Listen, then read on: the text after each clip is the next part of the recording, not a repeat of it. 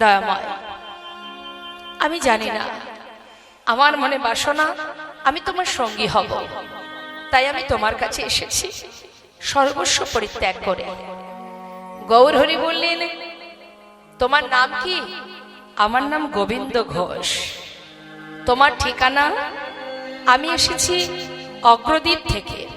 ওমা, অগ্রদ্বীপটা কোথায় আপনারা অনেকেই জানেন? হ্যাঁ, কাটোয়া থেকে যদি নবদ্বীপে যান, ঠিক মিডিলেই এই জায়গাটি অগ্রদ্বীপ। তা গৌর হরি বলছে, আমার সঙ্গে যারা হয় তাদের জীবনে যে অনেক কষ্ট পেতে হয়। হরি বল, হরি বল। কষ্ট সইতে পারবে? তুমি যে কি বলো না দয়াময়, তোমার সঙ্গী হব এটাই যথেষ্ট, তাতে আর কষ্ট কিসের, আর দুঃখ কিসের? এটা কিন্তু সত্য কথা মা। ভগবানকে যারা ভালোবাসবে তাদের কিন্তু কষ্ট পেতে হবে। সইতে পারবে? কষ্ট সইতে পারবে তো? আমরা সইতে পারি না কষ্ট। কষ্ট আমরা কেউ সইতে পারি না।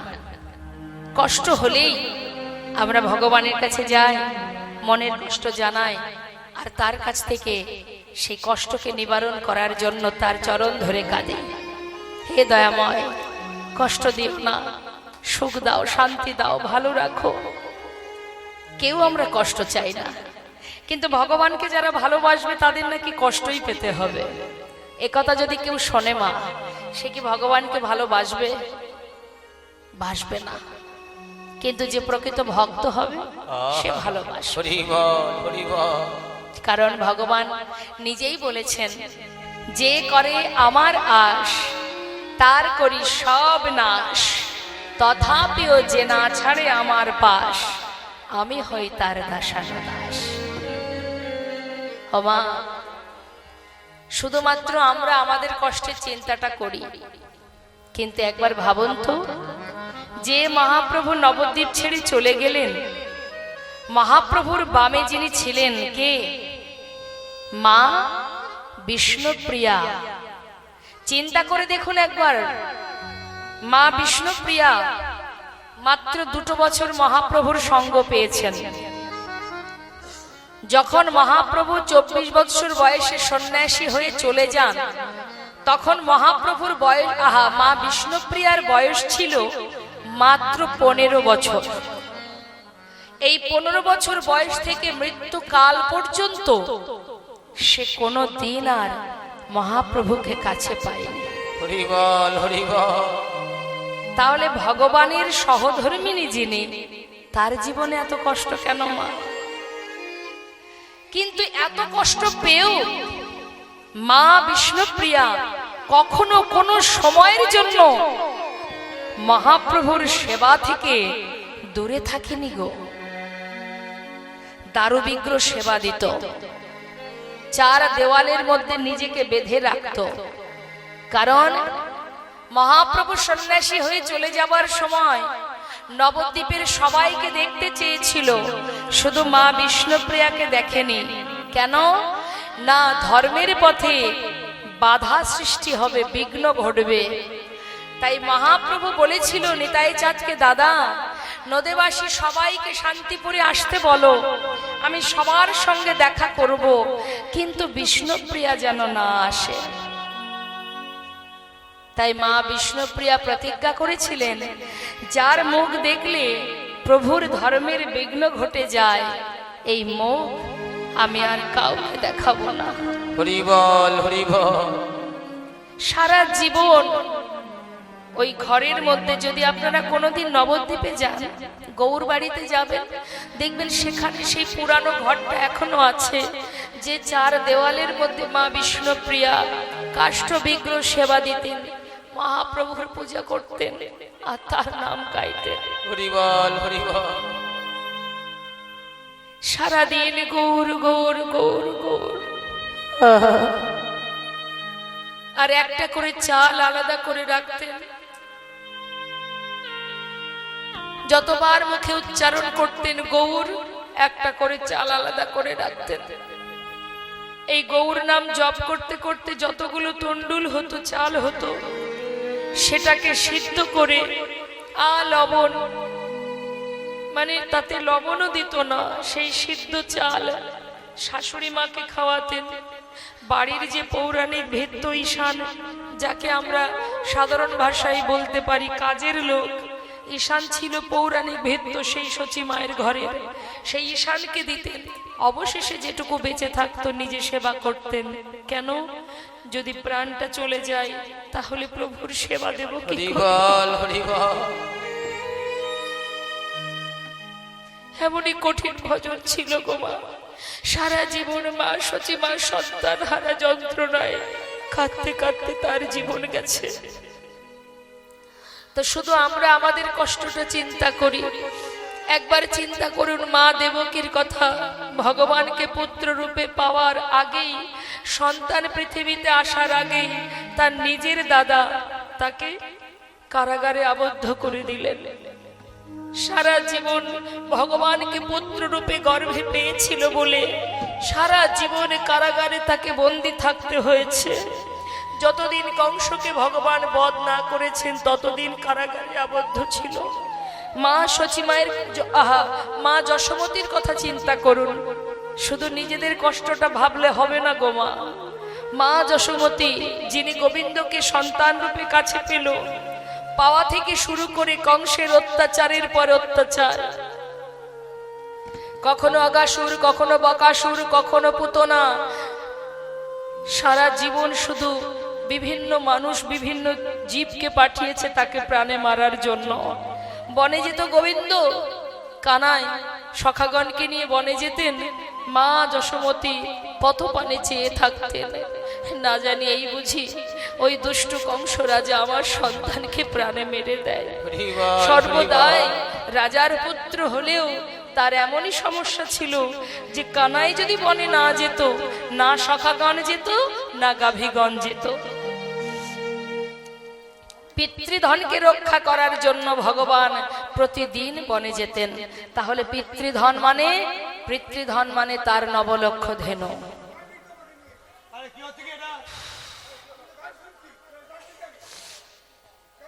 হরে কৃষ্ণ। ঠিক আছে ঠিক আছে, ছেড়ে দিন, উনি বসে আছেন তো, থাক থাক। না না, উনি তো হরে কৃষ্ণ, আপনি বসুন বসুন দাদা। রাধে রাধে রাধে রাধে, হরে কৃষ্ণ। দাদা কথা নয় কথা নয়, আমি বলছি আপনি বসুন, আপনি চুপ করে বসুন, কথা বলবেন না, চুপ করে বসুন বসুন বসুন, লীলা শ্রবণ করুন। কথা নয় দাদা, হ্যাঁ কথা নয়। তো মা সেই মা যশোমতী যখন কিনা কংস মহারাজ মথুরা থেকে যখন রথ পাঠিয়ে দিল, মা কানাই বলাইকে ধরে নিয়ে এলো, তখন গোবিন্দ শিশু। ওই যে মা যশোমতী সন্তান হারা হলেন, সেই থেকে মা যশোমতী আর কোনোদিন কানাইকে পায়নি। ওই যে চলে গেল মথুরায় গোবিন্দ, সেখান থেকে তিনি গিয়েছিলেন গুরুকুলে, তারপরে সেখান থেকে শিক্ষা সম্পন্ন করে গিয়েছিলেন দ্বারকায়। দ্বারকায় গিয়েই কিন্তু তার শেষ লীলা সমাপ্ত হয়। আর কোনো দিন গোবিন্দ বৃন্দাবনে ফিরে আসেনি। আর সেই গোবিন্দের সঙ্গে দেখা হয়েছিল দ্বারকায়, যখন তিনি প্রভাস যজ্ঞ করেছিলেন। ওই প্রভাস নদীর তীরে গিয়ে মায়ের সঙ্গে কানাইয়ের গোবিন্দের দেখা হয়। তাহলে মা একবার ভাবুন, ভগবানকে যারা ভালোবাসবে তাদের সারা জীবনই কষ্ট পেতে হবে। আর ভক্ত যদি পিছিয়ে যায় এই কথা শুনে, তাহলে সে তো ভক্ত হতে পারে না মা। অনেকে বলে ভগবানকে ভালোবাসো, তোমার জীবনে এত কষ্ট কেন? ভগবান তো তাকেই কষ্ট দেয় যাকে নিজের করে ভালোবাসে। তার বড় প্রমাণ সুদামা। সারা জীবন কষ্ট পেয়েছে প্রিয় বন্ধু প্রিয় ভক্ত সুদামা। জীবনের সমস্ত কিছু কেড়ে নিয়ে অবশেষে পথের ভিখারি করে ছেড়েছে সুদামাকে। তথাপিও সুদামার মুখে একটাই নাম, কৃষ্ণ কৃষ্ণ কৃষ্ণ। হরে বল। তুমি দুঃখে রাখবে, সেটাই আমার প্রসাদ। সুখে রাখবে, সেটাও আমার প্রসাদ। তুমি যেমন রাখবে আমি তাতেই খুশি, তার স্মরণে থাকো। ওমা, বাড়ির সামনে ছোট ছোট বাচ্চারা যদি খেলা করে, সেখানে যদি আপনার বাচ্চাও থাকে, গভীরভাবে বুঝবেন কথাটা। তাদের খেলা দেখে খুশি হয়ে আপনি যদি কোনো খাবার তাদেরকে দিতে চান, তাহলে কি শুধু নিজের বাচ্চাকে দেবেন না সবাইকে দেবেন? এবার দেখা গেল কিছুক্ষণ পর যে তাদের মধ্যে মারামারি শুরু হয়ে গেছে, ঝগড়া হচ্ছে, সবাই সবাইকে মারামারি করছে। আপনি কি অন্য বাচ্চাকে সামলাবেন না ছুটে গিয়ে আগে নিজের বাচ্চার হাতটা ধরে সেখান থেকে সরাবেন? কাকে গিয়ে ধরবেন আপনি? সবাইকে ধরবেন? ছুটে গিয়ে সবার আগে ছুটে গিয়ে কার হাতটা ধরবেন আপনি? আগে নিজের বাচ্চাকে তো ধরবেন, অন্য বাচ্চাকে নয়, আগে নিজের বাচ্চাকে ধরবেন। ধরে তাকে বাহির করে নিয়ে আসবেন সেখান থেকে। প্রয়োজনে একটা থাপ্পড় মেরে দেবেন যে কেন এই মারামারি করছিস তোরা। বাচ্চা কিন্তু কাঁদবে যে আমাকে মা মারলো, কিন্তু মা জানে আপনি কেন শাসন করলেন, কেন মারলেন। বাচ্চা বুঝবে না। ভগবান অর্থাৎ যারা আমার গুরুজন, যারা আমার উপরে আছে, যারা আমার বড়, তারা কিন্তু জানে যে কেন সে মারলো বাচ্চাকে। আপনি কেন মেরেছেন আপনি জানেন না। তুই অন্যায় করছিস, এই অন্যায় আর করতে পারবি না, ফারদার আর কোনোদিন যেন এই অন্যায় না হয়, তার জন্য আপনি মারলেন তাকে। বাচ্চা দেখছে মা মারলো, আমি কাঁদছি, মা কেন আমায় মারলো। অর্থাৎ আমরা যখন কষ্ট পাই আমরা ভগবানকে এটাই বলি, তুমি কেন আমাকে এত কষ্ট দিচ্ছ। কিন্তু ভগবান যে কেন কষ্ট দেয় সে তো ভগবানই জানেন। তাই গৌর হরি বল, হরি বল। তাই কষ্ট পেয়ে কখনো ভেঙে পড়ার নয় মা, কারণ কষ্ট চিরকাল কারোর থাকে না, আবার সুখও চিরকাল কারোর থাকে না। জীবন মানেই দুজনে থাকবে, সুখও থাকবে দুঃখও থাকবে। তাই এর জন্য আমাদের ভেঙে পড়ার কিছু নেই। আমাদের ভেঙে পড়ার বিষয় এটাই যে আমরা ভগবানের ভক্ত হতে পারলাম কিনা, আমরা প্রভুকে ভালোবাসতে পারলাম কিনা, প্রভুর চরণে আমাদের জায়গা হবে কিনা, এই দিকে আমাদের লক্ষ্য রাখতে হবে। নিজের চিন্তা করো, 84 লক্ষ জনই ভ্রমণ করে জন্ম পেয়েছো কৃষ্ণ ভজন করবে বলে। এ কথা বলনি কোনোদিন, হে ভগবান তুমি যদি মানব কুলে জন্ম দাও, ভবে গিয়ে সংসার করব সুন্দর করে। বলেছিলাম যদি মনুষ্য কুলে জন্ম দাও, ভবে গিয়ে তোমার নাম করব, তোমার সেবা করব। তাই সেই দিকে ধ্যান দিতে হবে মা। যেই না বলেছে, ভক্ত গোবিন্দ ঘোষ বলে উঠলেন, দয়াময় দুঃখ আসুক আর সুখই আসুক আমি কিচ্ছু জানতে চাই না, আমি তোমার সঙ্গী হতে চাই, তুমি বলো আমাকে সঙ্গী করে নেবে কিনা। গৌর হরি দেখলেন বেশ, ভক্ত তো আমায় ছেড়ে যাবে না, এ তো আমার পা ছাড়ছে না, ঠিক আছে তাহলে দুঃখ কষ্ট আসলে সহ্য করতে পারবে? পারবো, বেশ তাহলে আজ থেকে তুমি আমার সঙ্গী। যেই না সঙ্গী করে নিয়েছে মা, একটার পর একটা পরীক্ষা করতে শুরু করে দিয়েছে। এবার দেখুন কি পরীক্ষা, ভক্তকে ভগবান পরীক্ষা করছে, কিন্তু ভগবানের যে পরীক্ষা, ভক্ত কিন্তু পিছিয়ে যায়নি, একটার পর একটা পরীক্ষা দিয়েই যাচ্ছে ভক্ত। কি পরীক্ষা করছে? বলছে ভক্ত গোবিন্দ বলো দয়াময় কোথায় এটা? বলছি এটা তো নীলাচল।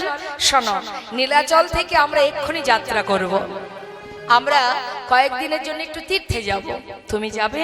হ্যাঁ দয়াময়। তাহলে চলো সবাই আমরা যাব, চলো। ও দয়াময় তাহলে আমিও যাব। অগণিত ভক্তগণ বলছে, ও প্রভু শুধু গোবিন্দ ঘোষ কেন, আমরাও যাব। প্রভু বললেন তাহলে চলো। তাহলে তীর্থে যেতে গেলে কি করতে হবে? মুখে কৃষ্ণ নাম গাইতে হবে। ঘুমালে হবে? ওই যে ডেকে দিন ডেকে দিন। প্রকৃতি এমন পরীক্ষায় ফেলেছে আপনাদের, এই যে ঠান্ডা ঠান্ডা আবহাওয়া হয়ে গেল, এটা কিন্তু ভগবান পরীক্ষা করছে মা। এই প্রকৃতি ঠান্ডা করে দিল কেন? দেখি ভক্তরা লীলা কথা শোনে না হরিবাসরে বসে ঝিমায়। এটা পরীক্ষা, ঘুমালে হবে না। তা চলুন তীর্থে যেতে হবে। নীলাচল থেকে যাত্রা করলো গৌর হরি ভক্তগণকে নিয়ে। তা গৌর হরি বলছে সবাই কৃষ্ণ নাম করো, আমার সাথে সবাই কৃষ্ণ নাম করো। ভক্তগণ বললেন, ও প্রভু কৃষ্ণ নাম আমরা কেউ গাইব না, কৃষ্ণ নাম তুমি গাও, আমরা গাইব আমাদের প্রভুর নাম। ওমা আমাদের প্রভুকে, হ্যাঁ চৈতন্যদেব মহাপ্রভু বলছেন তুমি করো কৃষ্ণ নাম, আমরা করব গৌর নাম। দেখি সবাই মিলে দুহাত তুলে গৌর হরি যাচ্ছে কৃষ্ণ বলতে বলতে, আর ভক্তরা পশ্চাতে যাচ্ছে গৌর হরি বল, গৌর হরি বল, গৌর হরি বল, গৌর হরি বল, গৌর হরি বল, বল গৌর হরি বল, গৌর হরি বল, গৌর হরি বল, গৌর হরি বল, হরি হরি বল, গৌর হরি বল, হরি হরি একবার গৌর হরি বল, হরি হরি বল, গৌর হরি বল, হরি হরি বল, গৌর হরি বল, গৌর হরি বল, গৌর হরি বল, বল গৌর হরি বল। গৌর হরি বল, বল গৌর হরি বল। যাচ্ছে মা গৌর হরি আগে, পিছনে ভক্তগণ। এখন যেতে যেতে হলো কি, গৌর হরি অনেক দূরে এগিয়ে গেছে, ভক্তরা পিছনে। তারা চিন্তা করছে আমরা তো রাস্তাঘাট ঠিকঠাক চিনি না, প্রভু যদি আগে আগে যায়, আমরা যদি পথ ভুলে যাই।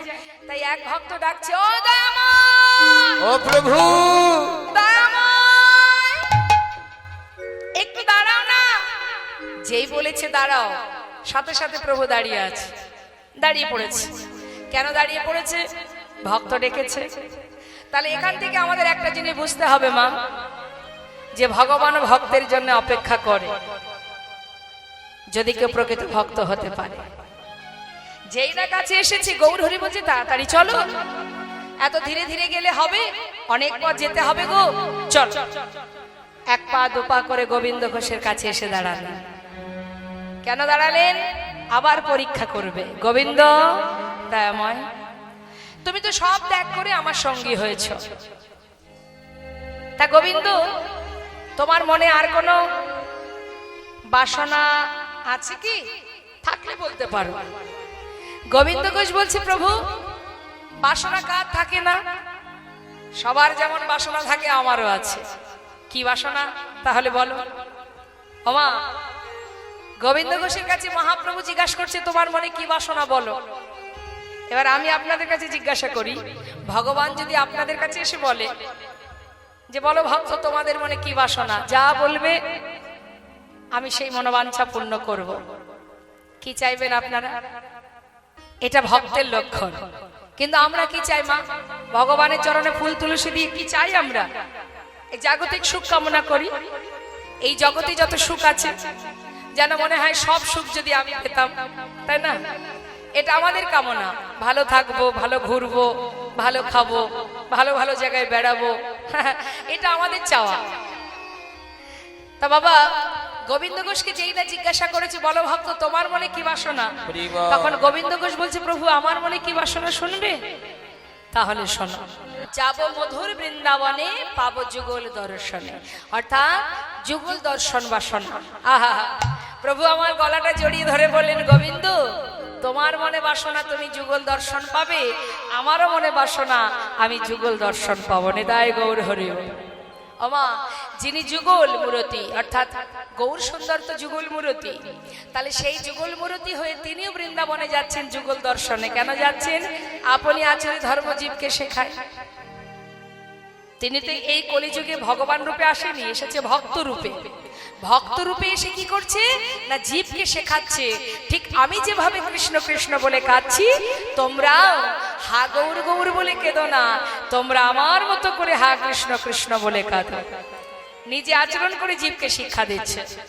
বলছি শোনো গোবিন্দ, তোমার বাসনা আমার বাসনা একই বাসনা, চলো। এই বলে মা কিছুক্ষণ ধরে তাদের সাথে সাথে যাচ্ছে, হঠাৎ আবার তিনি এগিয়ে গেছে। তা মহাপ্রভু যখন অনেক দূরে এগিয়ে গেছে, ভক্তরা পিছনে আবার পড়েছে। পিছনে পড়ে বলা বলি করছে, দেখেছো কাণ্ড, তিনি তো আবার এগিয়ে গেলেন। তা এইভাবে যদি আগে আগে যায় আমাদের উপায় কি হবে? এক ভক্ত বলছে, আহা যাচ্ছে যাক না, তিনি তো জানেন আমরা পিছনে আছি। আরে তিনি আগে যাচ্ছে, যাক, যেখানেই যাক, আমাদেরকে না নিয়ে তো সে কোথাও যাবে না। যাচ্ছে যাক, আগে আগে যাক, ডাকিস না।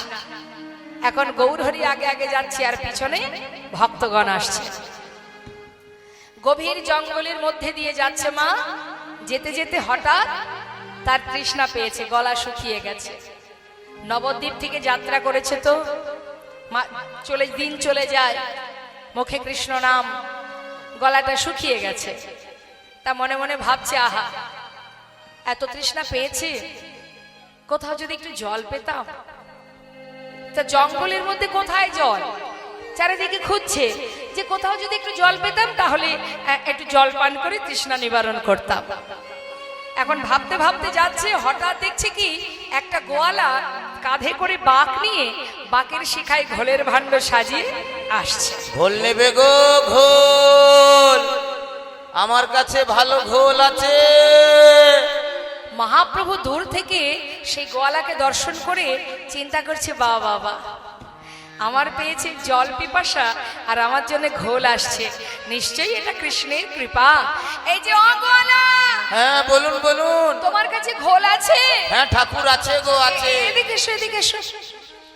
গোয়ালা যেই না এসেছে মা, মহাপ্রভুকে দর্শন করে, মহাপ্রভুর বেশটা কেমন, সন্ন্যাসীর বেশ, ভেবেছে কোনো বৈষ্ণব কোনো সাধু সন্ন্যাসী হবে। ও ঠাকুর কিছু বলবে, একটু ঘোল দাও না, খুব তৃষ্ণা পেয়েছে। ঠিক আছে দিচ্ছি। বাঘটা নিচে নামিয়ে এক ভাণ্ড যেই না দিতে গেছে, সাথে সাথে মহাপ্রভু বলছে, শোনো এত তৃষ্ণা পেয়েছে না আমার, ওই ছোট ভাণ্ডে হবে না, যেটা সবচেয়ে বড় ওটা আমাকে দাও। গোয়ালা এত খুশি মা, এত খুশি যে এত বড় ভাণ্ডের ঘোলটা যদি এই ঠাকুর সেবা করে তাহলে তো আর কোনো কথাই নেই, সকাল সকাল বিক্রি করে ঘরে চলে যেতে পারবো। মনে খুব আনন্দ, ছোট ভাণ্ডগুলো নামিয়ে সেই বড় ভাণ্ডের ঘোলটা প্রভুর হাতে তুলে দিয়েছে। আর মনে মনে ভাবছে, এত বড় ভাণ্ডের ঘোল যদি ঠাকুর খায় তাহলে তাড়াতাড়ি বিক্রি করে চলে যেতে পারবো। দিন যে আমার এত ভালো যাবে আমি ভাবতেই পারিনি। ঘুম থেকে উঠে কার মুখটা যে দেখেছিলাম, কার মুখটা যে শুভ, আহা প্রতিদিন ওর মুখ দেখেই যাত্রা করব, তাহলে দিন আমার ভালো যাবে। এবার প্রভু এক ভাণ্ড ঘোল সেবা করে খালি ভাণ্ডটা দিয়ে বললেন, ধরো, কৃষ্ণ কৃপাময় তোমায় যেন কৃপা করে। গোয়ালা মনের আনন্দে খুশিতে আনন্দের সহিত ভাণ্ড গোছাচ্ছে আর ভাবছে ঠাকুর দামটা বের করুক। এবার ভাণ্ড যেই না গোছানো হয়ে গেল, এবার মুখটা তুলে দেখছে ঠাকুর চলে যাচ্ছে। ঠাকুর, এই যে ও ঠাকুর, বলি ও ঠাকুর, ও ঠাকুর, ও ঠাকুর, ঠাকুর। মহাপ্রভু পিছন ফিরে বলছে, আমায় ডাকছো? আরে ডাকছো মানেটা কি? তুমি যে ঘোলটা খেলে ঘোলের দাম দেবে না? দাম? দেখো গোয়ালা, দেখতে পাচ্ছ না, আমাকে ভালো করে দেখো, আমি তো সন্ন্যাসী, আমি কড়ি কোথায় পাবো? কি বললে? তোমার কাছে কড়ি নেই? তাহলে তুমি যে বললে এই বড় ভাণ্ডের ঘোলটা যে খেলে, আগে বলনি কেন? তোমার কাছে করি নেই, তুমি আগে বলনি কেন? এখন ঘোল খেয়ে, তাও বড় ভাণ্ডের ঘোল, এখন কিনা বলে দাম নেই? অত শত জানি না, আগে ঘোলে দাম দেবে তারপরে যাবে। গৌরহরি বলছে, দেখো ও গোয়ালা, আমি কোথায় করি পাবো বলো? দেখছো না আমি তো সন্ন্যাসী, আমার কাছে কোনো করি নেই। হায় হায় পোড়া কপাল, কত বড় ক্ষতি করে দিল আমার, কত বড় সর্বনাশ করে দিল আমার। এত বড় ভাণ্ডের ঘোল খেয়ে কিনা বলে দাম নাই, বলি আগে বলনি কেন? যার কাছে করি নেই তার ঘোল খাওয়ার শখ আসে কোথা থেকে? তাও কিনা বড় ভাণ্ডের ঘোল। হায় হায় হায়, ঘুম থেকে উঠে কার মুখ যে দেখেছিলাম, এমন অপায়া অযাত্রা জীবনে কোনোদিন ওর মুখ আমি আর দেখবো না। কপাল চাপড়িয়ে কাঁদছে মা। আর এদিকে মহাপ্রভু দূর থেকে দেখে ভাবছে, হায় হায়, অর্থের জন্য কাঁদছে। অগলা, শোনো শোনো শোনো, কেঁদো না। আচ্ছা ঠিক আছে, তোমার ঘোলের দাম চাই, এই তো কথা। শোনো, আমি তো সন্ন্যাসী, আমার কাছে করি নেই, তবে হ্যাঁ পিছনে আমার অনেক ভক্ত আসছে, তাদের কাছে আমার এই ঘোলের কথাটা বলবে, তারা তোমাকে ঘোলের দাম দিয়ে তারা দিয়ে যাবে তো? হ্যাঁ হ্যাঁ, তুমি চিন্তা করো না। তুমি বসো, ওরা এক্ষুনি আসবে। মহাপ্রভু এই কথাটা বলে চলে গেলেন। আর ভক্তরা তো জানে না মা যে মহাপ্রভু রাস্তার মাঝখানে কি কাণ্ড ঘটিয়েছে। এখন তারা মনের আনন্দে প্রভুর নাম গাইতে গাইতে পিছনে পিছনে আসছে। মন লাগু রে মন লাগু রে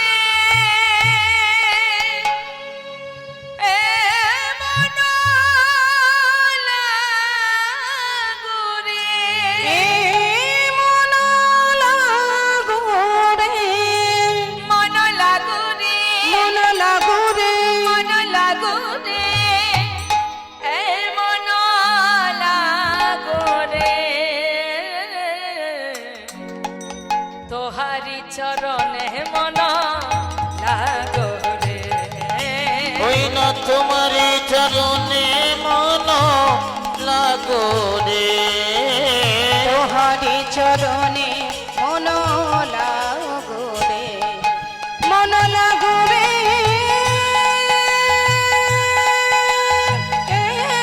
মন লাগো রে,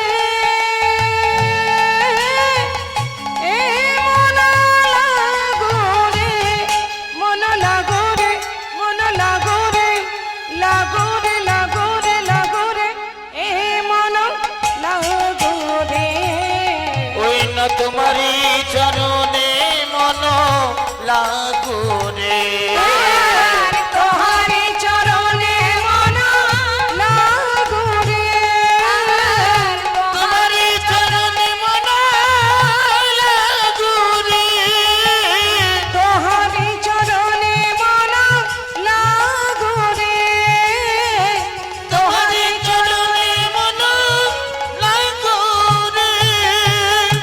আয়, বন্ধ করো। কে বলেছে মা কথাটা?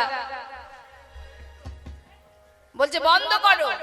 যেই বলেছে বন্ধ করো, ভক্তরা সবাই চমকে উঠেছে। কি ব্যাপার, কি চাই তোমার? বলছে অনেকক্ষণ থেকে বসে আছি, ঘোলের দামটা দাও, আমি যাই।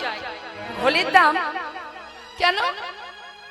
তোমাকে ঘোলের দাম দেবো কেন? কে খেয়েছে তোমার ঘোল? আমি জানি না। তোমাদের সঙ্গের সঙ্গী ঘোল খেয়ে বলে কিনা দাম নাই, অত শত জানি না বাবু, ঘোলের দাম দাও। আরে আগে বলো কে খেয়েছে। বললাম তো আমি তাকে চিনি না। তোমাদের সঙ্গের সঙ্গী, আমাদের সঙ্গের। এই ঘোল খেয়েছো? আমার একে অপরকে জিজ্ঞাসা করছে। এই, এই তুমি খেয়েছো?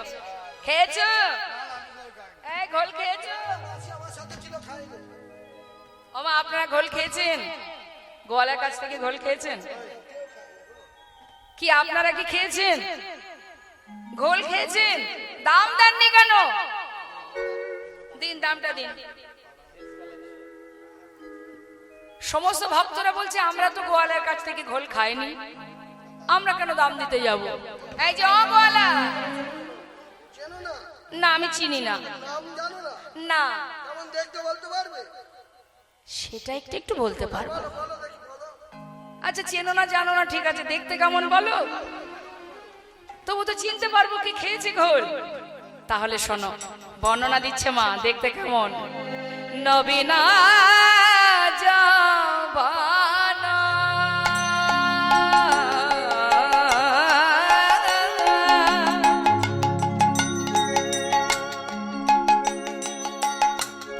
বর্ণনাটা মন দিয়ে শুনবেন। নবীন যৌবন মানে 24 বছর বয়সে সন্ন্যাসী হয়েছে। আচ্ছা, আর গায়ের রংটি কেমন? দেখলাম গলিত কাঞ্চনা,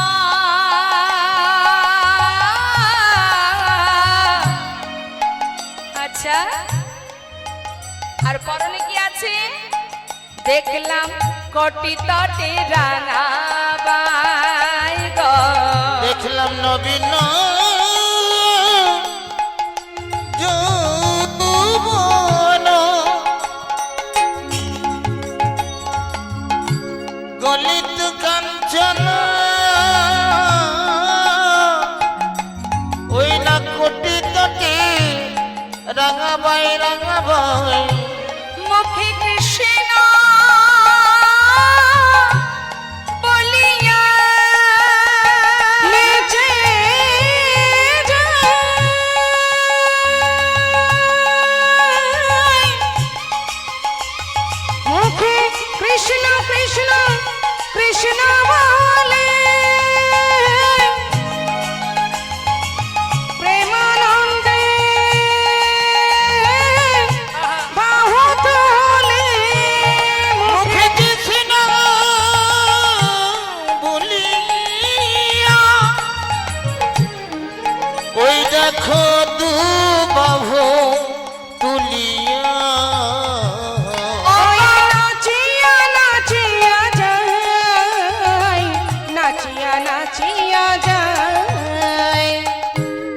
কাঁচা সোনা কাঁচা সোনা দেখে মনে হলো কাঁচা সোনা আমার দেখে মনে হলো কাঁচা সোনা এমন রূপের মানুষ কভু দেখি নাই দেখে মনে হলো কাঁচা সোনা এমন রূপের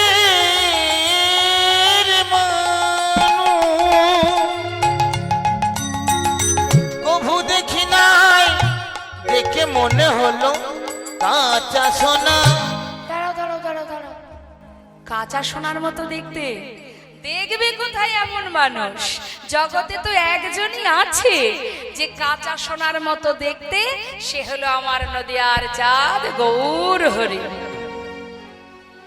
তিনি তোমার কাছে ঘোল খেয়েছে হ্যাঁ গো হ্যাঁ হ্যাঁ ওই সেই হলো সে গৌর হরি হোক আর যাই হোক আমার কাছে ঘোল খেয়ে বলে কিনা দাম নাই তাই বাপু দেখি তোমরা দাও আমি যাই ওমা যেহিনা বলেছে গোয়ালার ভক্তরা বলছে দেখো আমাদের কাছে কড়ি নেই আমরা তো তারই সঙ্গী আমরা কড়ি কোথায় পাবো গোয়ালা পথে কপাল চাপড়িয়ে কাঁদছে আর বলছে ঠাকুর বলল এরা নাকি দাম দেবে এখন এরাও দাম দিচ্ছে না হায় হায় মিথ্যা কথা বললো ঠাকুর আমাকে ঠকিয়ে চলে গেল কোনো দিন কি তার ভালো হবে কোনো দিন ভালো হবে না সে একার মতো একা বকছে আর ভাণ্ড গোছাচ্ছে মনে মনে ভাবছে যা গেল তো গেল দৌড় আর বিক্রি করব না আজ বাড়ি চলে যাব কি আর করা যাবে নিজের মনকে মানিয়ে নিচ্ছে মা ওরে মন সব দিন তো আর বেচা কেনা লাভ হয় না না হয় আজ আর কি করব কোন ভক্ত বৈষ্ণব সেবা করেছে এই ভেবেই না হয় ক্ষমা করে দেয়া হোক এই ভেবে এবার ভাণ্ড গুছিয়ে যেই না তুলতে যাবে বাঘ হঠাৎ দেখছে বেজায় ভারী ভারী কেন এত বড় ভান্ডের ঘোলটা খেয়েছে ঠাকুর আমার বাঘ তো হালকা হবার কথা ভারী হলো কি করে তাড়াতাড়ি করে ছোট ভাণ্ডগুলি আবার নামিয়েছে যে ভান্ডের ঘোল আমার মহাপ্রভু সেবা করেছে মা যেই না তার মধ্যে লক্ষ্য দিয়েছে দেখছে কানায় কানায় পরিপূর্ণ স্বর্ণ মুদ্রা বাঘ ফেলে রেখে ছুটতে ছুটতে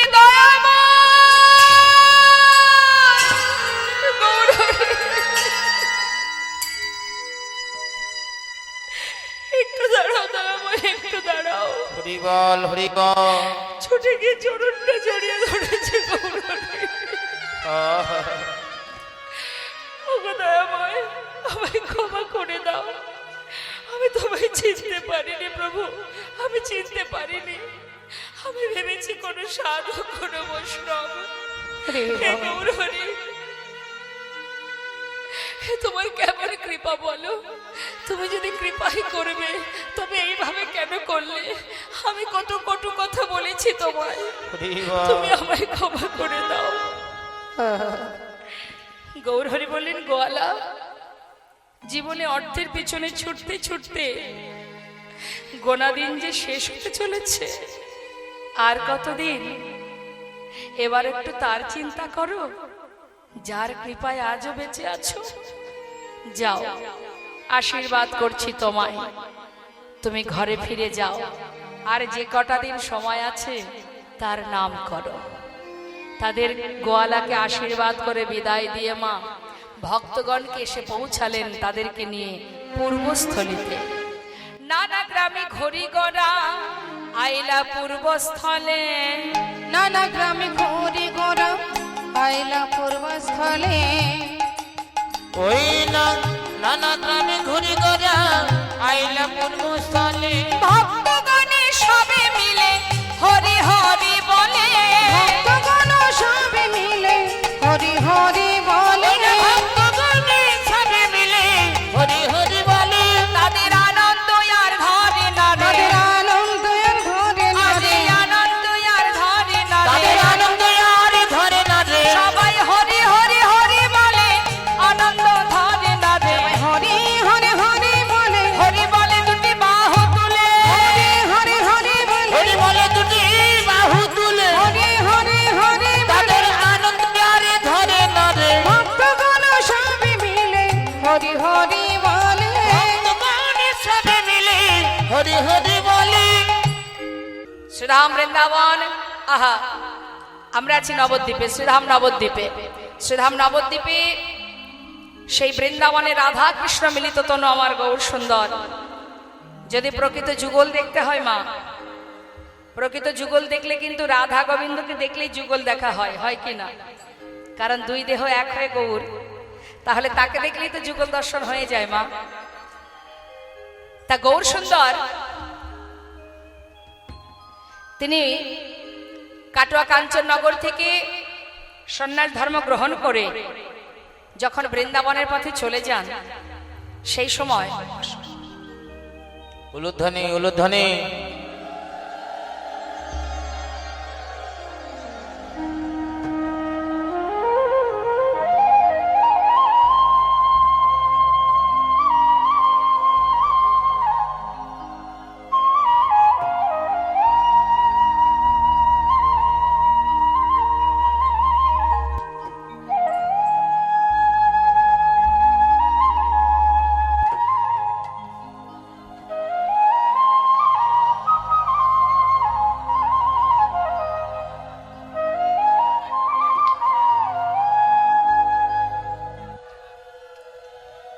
রাধে রাধে রাধে।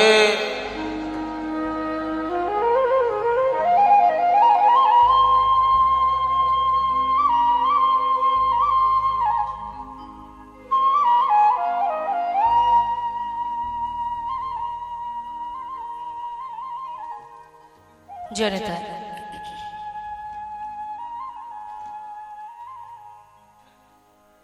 তো মহাপ্রভু যখন সন্ন্যাসী হয়ে চলে যাচ্ছেন, তখন মা সচিমা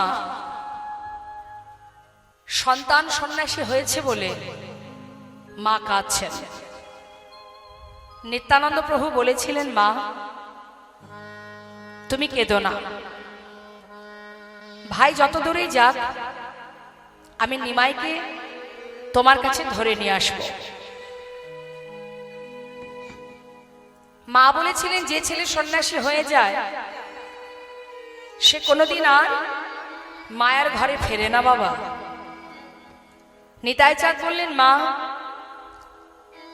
আমি তোমায় কথা দিয়েছি ভাইকে তোমার কাছে ধরে নিয়ে আসব, সন্ন্যাসী হলেও নিয়ে আসব, না হলেও নিয়ে আসব।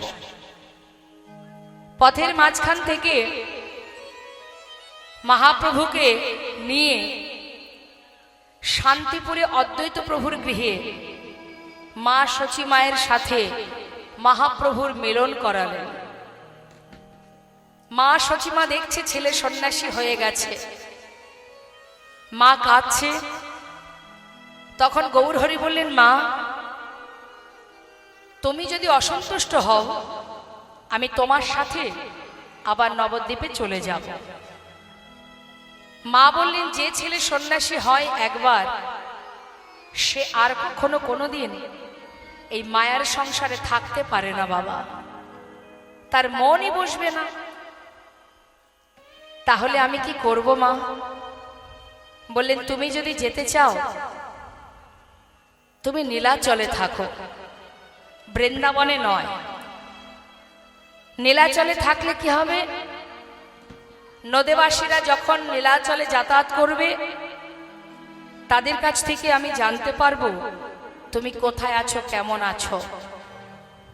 তাই মাতৃবাক্য শিরোধার্য করে আমার করুণাময় গৌরহরি তিনি ধর্মকে রক্ষা করার জন্য, জীবের কল্যাণের জন্য, নাম প্রচারের জন্য এক সময় পরিবারকে ছেড়ে সন্ন্যাসী হয়ে ওই নীলাচলে চলে যান।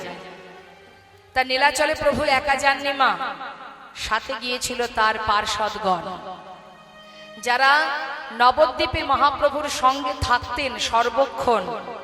সেই ভক্তরা তারাও পরিবার ছেড়ে মহাপ্রভুকে সম্বল করে চিরতরে নীলাচলে চলে যান। তো যে কথা ছিলাম মা, মহাপ্রভু যখন নীলাচলে গেলেন, নীলাচলে যাবার পর প্রতিদিন সকালবেলা ভক্তদের সাথে করে নিয়ে ওই নীলাচলে জগন্নাথ মন্দিরের সামনে দাঁড়িয়ে ভক্তদেরকে নিয়ে আহা প্রভু আমার জগন্নাথকে দর্শন করে। তা প্রভু প্রতিদিন সকালবেলা জগন্নাথ দর্শন করে, মানে ভোরবেলা, অতি প্রাত সময়, প্রাতকালে জগন্নাথ দর্শন করে ভক্তগণকে নিয়ে, আর ওই নীলাচলের মাঠে ভক্তদের নিয়ে তিনি হরিনাম কীর্তন করেন। তা প্রতিদিনের ন্যায় আজও করছে, আমরা সবাই দর্শন করব। প্রভাত,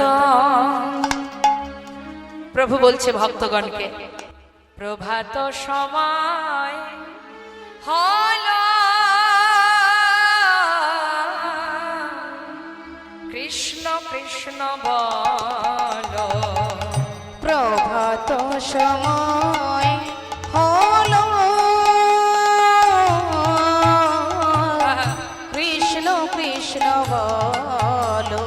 তোমরা কৃষ্ণ ভজ, কৃষ্ণ চিন্তা, কৃষ্ণ নাম করসান, নাম বিনা বলি জীবে গতি নাহিয়া। আর কৃষ্ণ ভজ, কৃষ্ণ চিন্ত, কৃষ্ণ নাম করসার, নাম বিনা কলি জীবের গতি নাহি আর। ওগো যেই নাম সেই কৃষ্ণ ভজ নিষ্ঠা করি, নামের সহিতে আছে আপনি শ্রী হরে। নাম ভজ, নাম চিন্ত, নাম করসার। হরি বল হরি বল হরি বল হরি বল। হরি বল।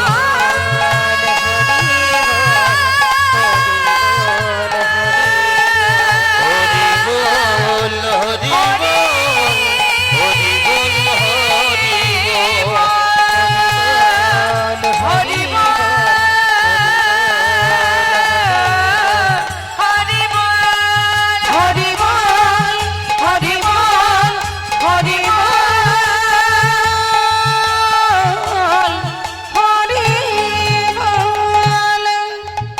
পূর্বস্থলীতে এসে মহাপ্রভু জিজ্ঞাসা করছে গোবিন্দ ঘোষকে, আবার পরীক্ষা।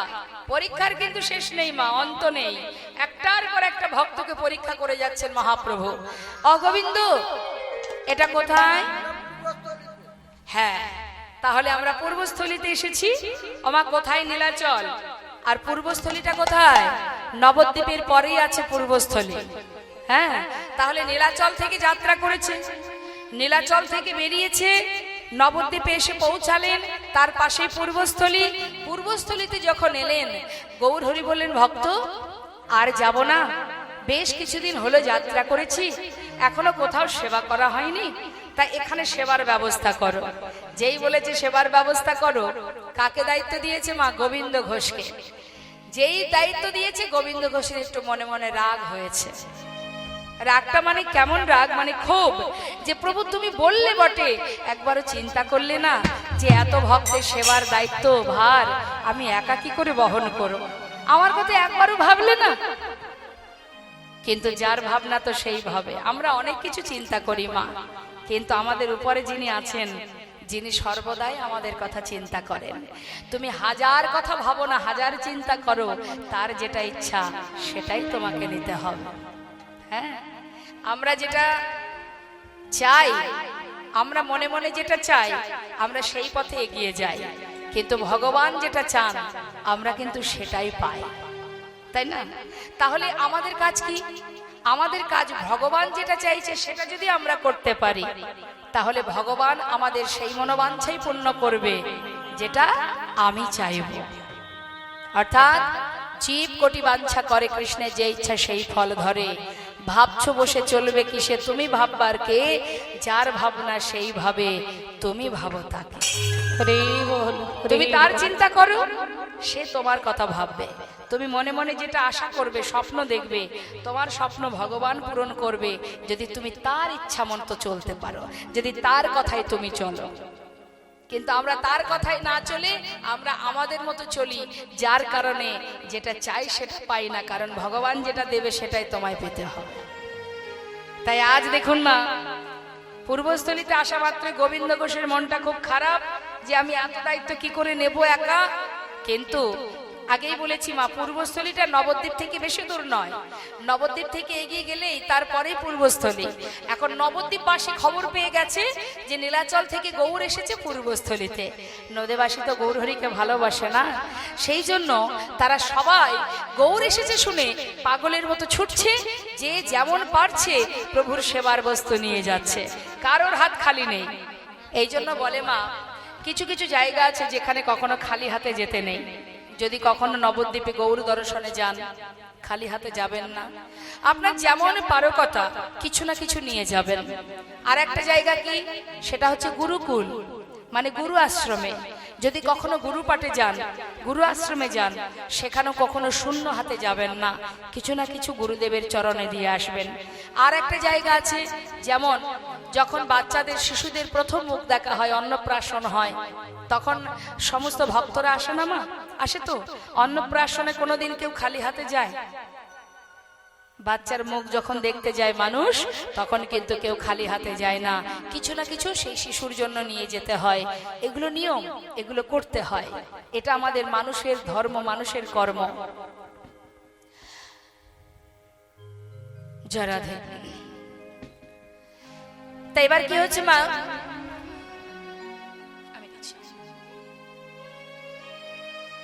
হরে কৃষ্ণ, এখন আসতে হবে না, লীলা চলাকালীন, লীলা শেষে সবাই আসবেন, যার যেমন ইচ্ছা হয় দেবেন, কিন্তু লীলা চলতে চলতে কেউ এখন আসার দরকার নেই। আমি খুশি হব যদি আপনারা মন দিয়ে লীলা শ্রবণ করেন, জানে তাই। তাই এবার কি হয়েছে মা, নদীবাসীর খবর পাওয়া মাত্রই সবাই যাচ্ছে। আর সবাই যখন যাচ্ছে, মহাজন বললেন, দেখো দেখো অগণিত ভক্তগণ আসছে, আনন্দে ধাওলো সবে, আনন্দে ধাওলো সবে, গৌরাঙ্গ দেখিতে গো, গৌরাঙ্গ দেখিতে, আনন্দে ধাওলো সবে, গৌরাঙ্গ দেখিতে গো, গৌরাঙ্গ দেখিতে।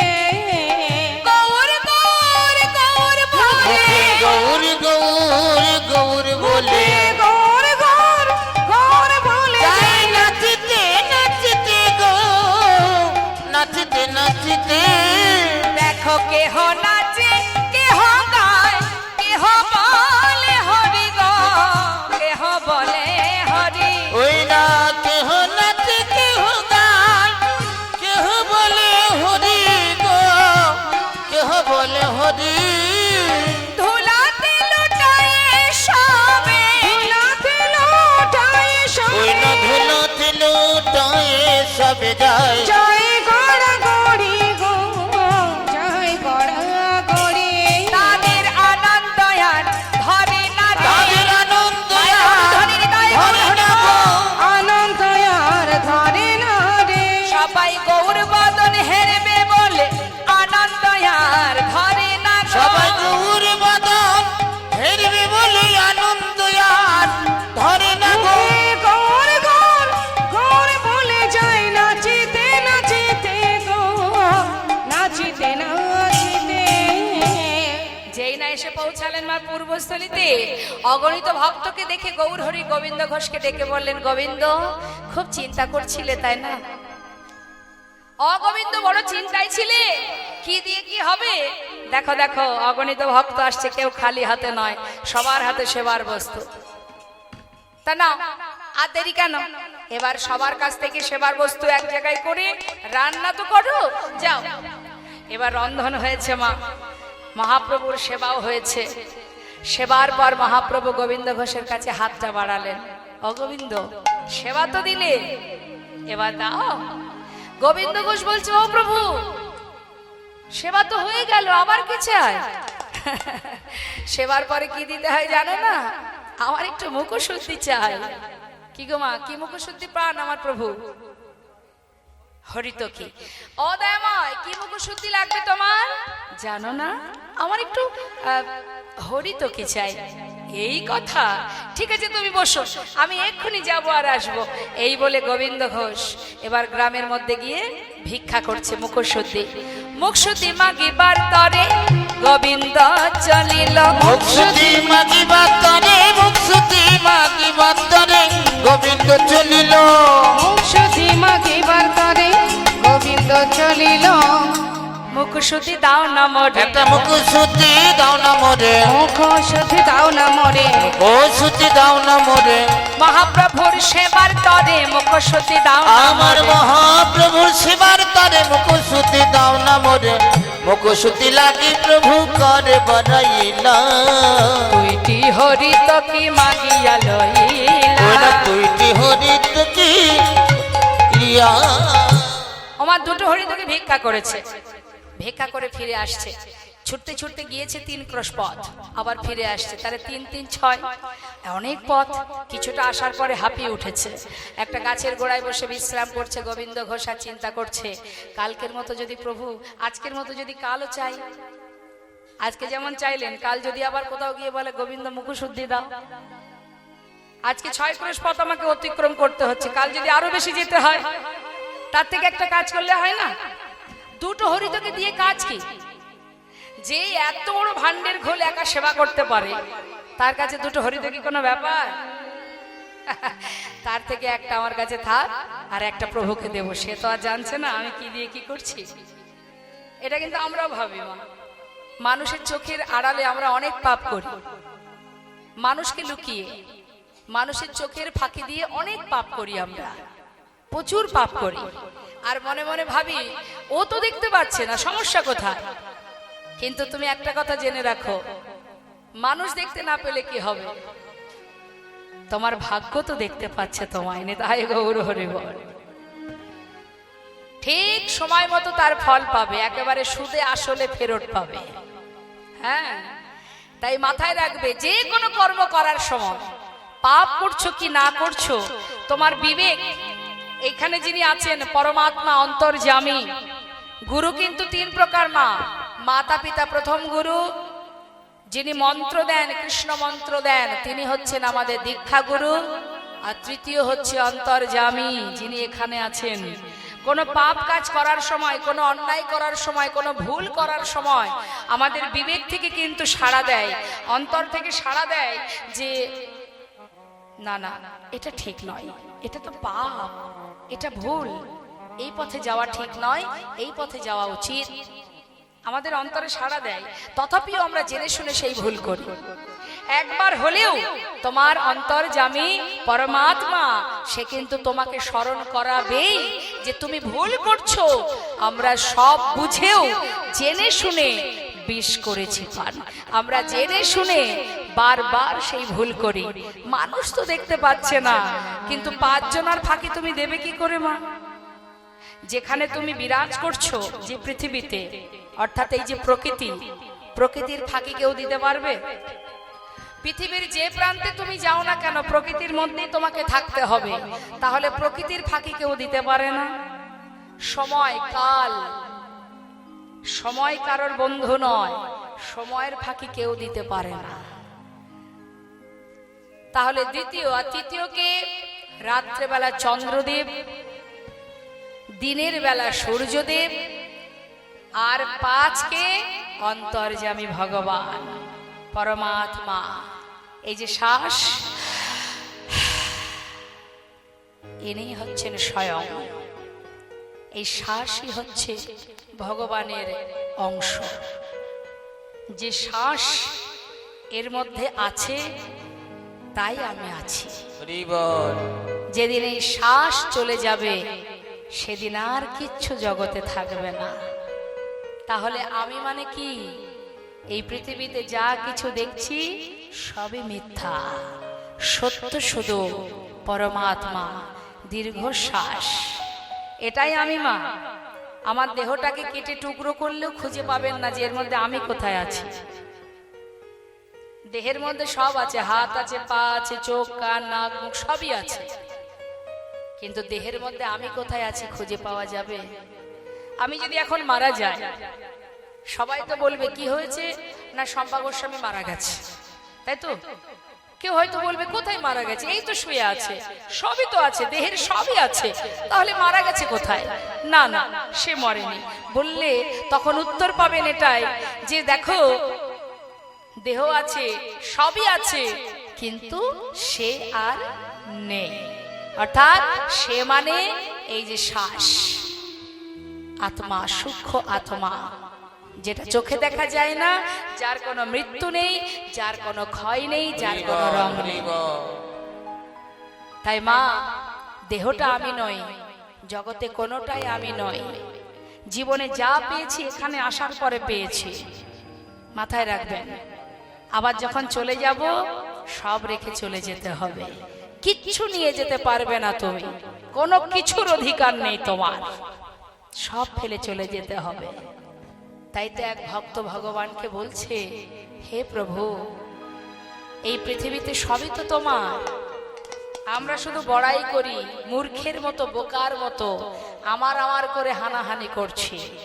তোমার ঘর, তোমার বাড়ি, তোমারই খায়, তোমার পরি, তোমার ঘর, তোমার বাড়ি, আর তোমারই খাই, তোমার পরি।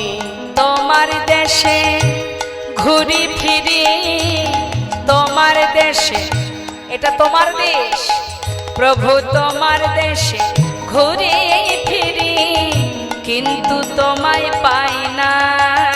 হরি বলেতে কেন নয়ন ঝরে না? ওই নয়ন ঝরে না, বলতে কেন নয়ন ঝরে না। ওগো তোমার টাকা, তোমার কড়ি, কি গো মা, অর্থ কোনোদিন কারোর কাছে বাধা থাকে? থাকে কি? টাকা আপনি চিরতরে চিরতরে চিরকালের জন্য নিজের কাছে রেখে দিতে পারবেন? তাহলে আপনি কোনো না কোনো জায়গা থেকে এনেছেন, আবার সেখান থেকে আপনি কাউকে দেবেন, সে আর একজনকে দেবে। অর্থাৎ লক্ষ্মী চঞ্চলা, লক্ষ্মী কারোর কাছে থাকে না। তোমার কর্ম যেটুকু হবে সেই কর্মের ফল তুমি ভোগ করবে, তাছাড়া জগতে কিছুই তোমার নয়। তাই বলছে ভক্ত, তোমার টাকা, তোমার কড়ি, শুধু আমার আমার করে মরি। তোমার টাকা, তোমার করি,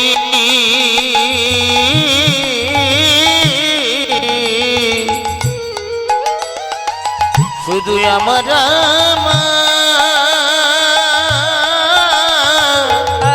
করি মরি। ওগো তোমার দেশ, তোমার তবিল নারী চারি, তোমার তবিল নারী চারি, তোমায় পাই না। হরি বলেতে কেন নয়ন ঝরে না? ও নয়ন ঝরে না, বলতে কেন নয়ন ঝরে না। তাহলে জগতে মা, জগতে কোনো কিছুই আমার নয়। আমার বলতে একমাত্র যদি থাকে তোমার সম্বল, অনাদি আদি গোবিন্দের রাঙা চরণ যুগল, তাছাড়া তোমার পৃথিবীতে আর কিছু নাই। আজ গোবিন্দ ঘোষ ওই দুটো হরিতকি সঞ্চয় করে মহাপ্রভুর হাতে একটা রেখে দিলেন আর একটা প্রভুকে দিলেন।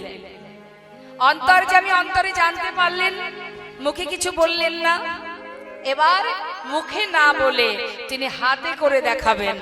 গোবিন্দ দয়াময়, যাক সেবা হলো, আর দেরি নয়, চলো আবার যাত্রা করি।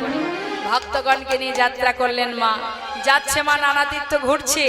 এবার ওই পূর্বস্থলী থেকে যাত্রা করেছে, এসে পৌঁছালেন কোথায়? পূর্বস্থলী থেকে যদি আপনি গঙ্গা পার হন, গঙ্গা পার হলেই আসে অগ্রদ্বীপ। ওই অগ্রদ্বীপে এসে পৌঁছালেন, কারণ মহাপ্রভু স্থির করলেন যে গোবিন্দ ঘোষ আমার জন্য সঞ্চয় করে রেখেছে, আমি ওর মুখদর্শন আর করব না। তাই নিয়ে গেলেন কোথায়? যেখান থেকে গোবিন্দ ঘোষ নীলাচলে গিয়েছিলেন, অগ্রদ্বীপ থেকে। সেই অগ্রদ্বীপে পৌঁছে মহাপ্রভু বললেন, শোনো গোবিন্দ, এটা কোথায়? এটা কোথায়? পর দিবসেতে প্রভু অগ্রদ্বীপে আইলা। পর দিবসেতে প্রভু, পর দিবসেতে প্রভু অগ্রদ্বীপে আইলা।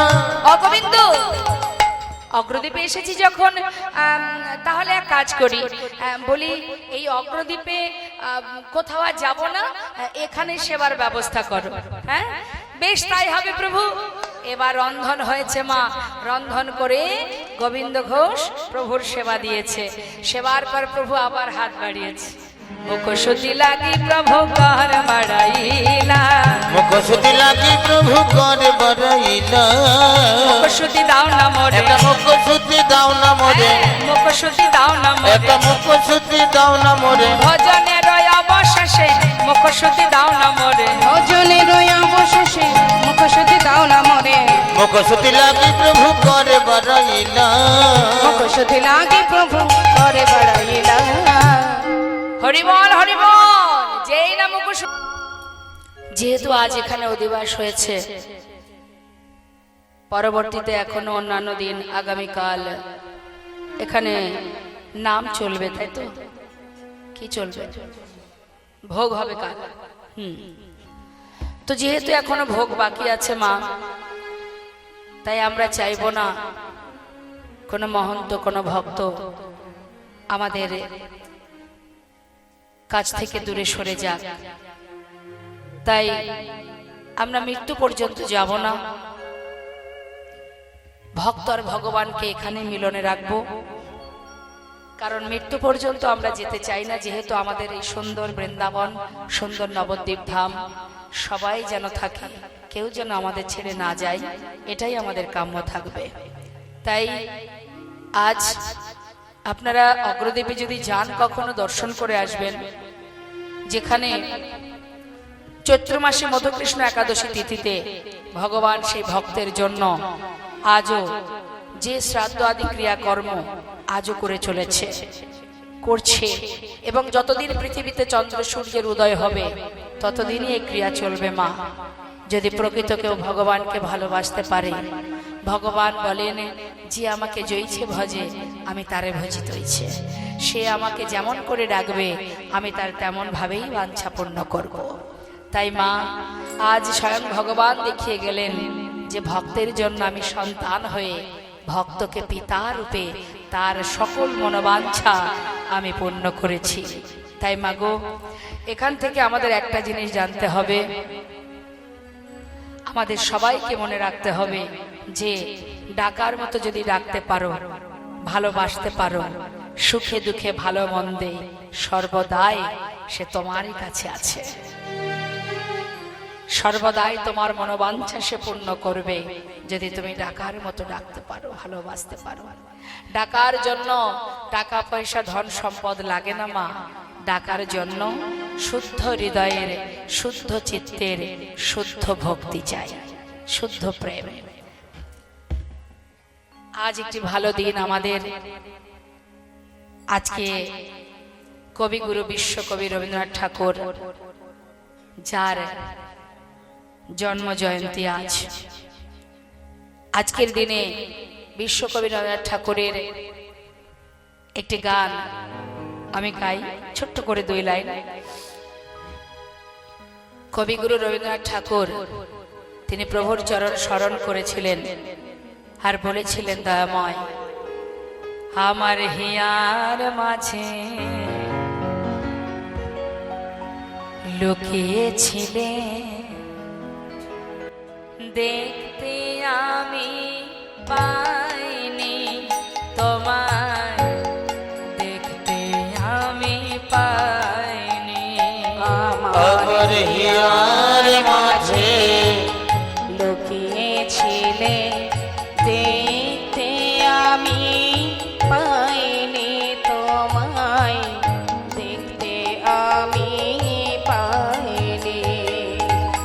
বাহির পানে চোখ মেলেছি, বাহির পানে আমার হৃদয় পানে চাইনি। আমার হিয়ার মাঝে লুকিয়েছিলে, দেখতে আমি পাইনি তোমায়, দেখতে আমি পাইনি। এই কথাটার অর্থ হচ্ছে মা,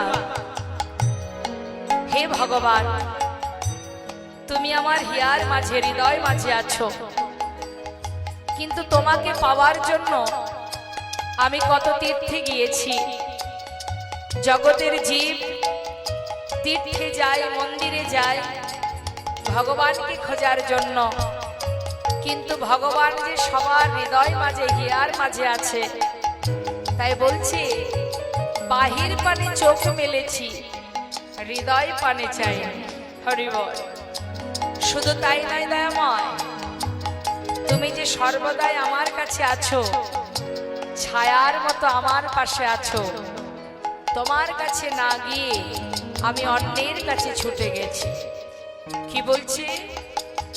আমার সকলে ভালোবাসা, সকল আঘাত, সকল আশা, আমার সকল ভালোবাসা, সকল আঘাত, সকল আশা, আমার সকল ভালোবাসা, সকল আঘাত, সকল আশা, তুমি ছিলে আমার কাছে, তুমি ছিলে, আমি তোমার কাছে যাইনি। আমার হিয়ার মাঝে লুকিয়েছিলে, দেখতে আমি পাইনি তোমায়, দেখতে আমি পাইনি। আমার হিয়ার মাঝে লুকিয়েছিলে, দেখতে আমি পাইনি তোমায়,